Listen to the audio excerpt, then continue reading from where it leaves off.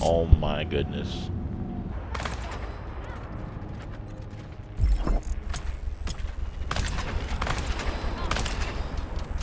Hello, big guy.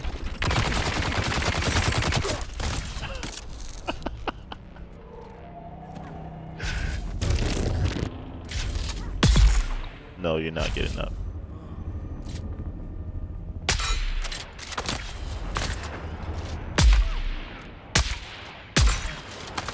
So when I made my first build, it was pretty much just testing the waters and having some fun. But since then, I've been busy and made another build that will literally carry you to endgame. Duraluminum is where it's at because this material allows you to withstand and deal the damage necessary in the deep desert against MK5 plus enemies. And the icing on the cake that actually makes this build considered S tier, a method I have yet to see anyone use, which I don't know why.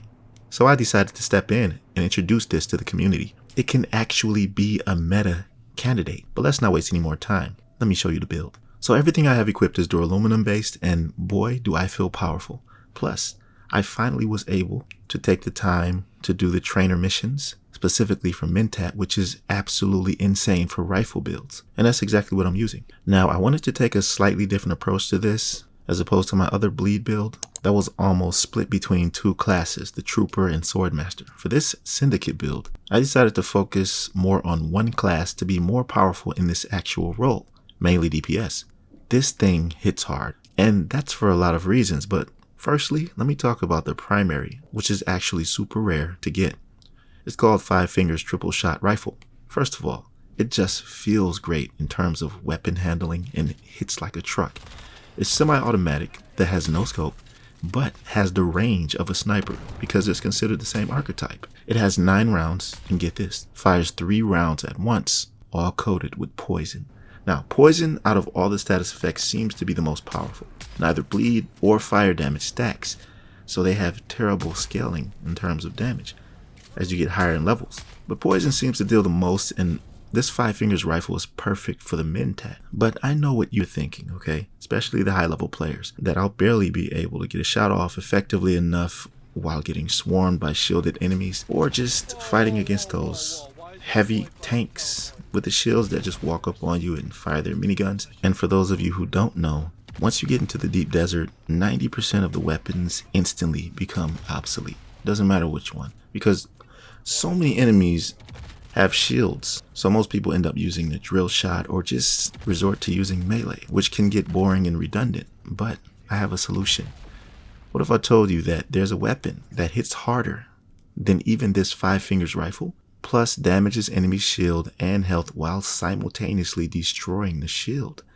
Well, it's the Adept Disruptor Pistol, 341 damage per shot. Like I said, it hits harder than the 5 Fingers. It's a pistol that has heavy darts with disruptor technology, meaning it's specifically designed to destroy shields, but with heavy ammo instead of light, like the Disruptor. It's a charging weapon, so it's not your normal playstyle, but if you can master it, it will work wonders for you in high level combat. Just look at how I finesse these MK5 enemies.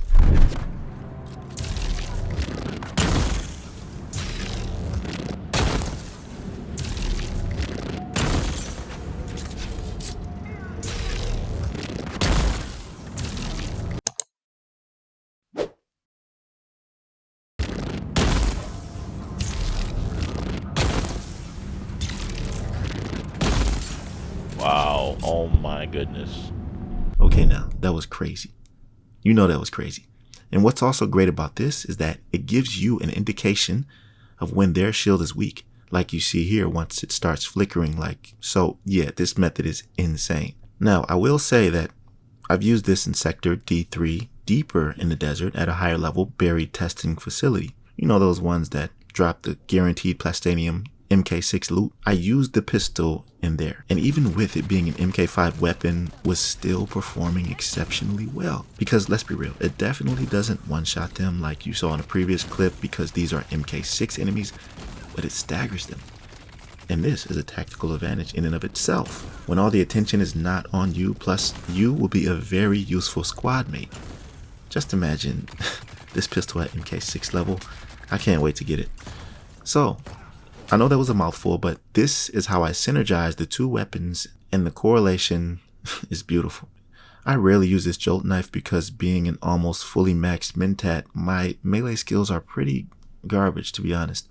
But I do have a melee build in mind, and I'm working on it right now. All of these unique weapons can be attained by farming specific MK5 schematic routes, so you can get all the weapons here with the right time invested. Plus I have a guide on YouTube right now showing you the exact route, a 15-minute route, fast and efficient. Now let me explain to you the skill tree. It's mainly Mentat, but of course there are abilities on other skill trees which are absolutely necessary to have, like the Trooper 𝐒𝐻𝐵 and ranged damage. I will be leveling this to 3 as well, but that's all I need from the Trooper. So if you look at a Mentat, I have everything here almost maxed out. I don't bother with any of the poison abilities like Poison Capsule or Poison Mine because the 5 Fingers already has poison damage baked into it. But I am using the Sentinel, basically a sentry turret that deals 87 per hit, which lasts for 25 seconds.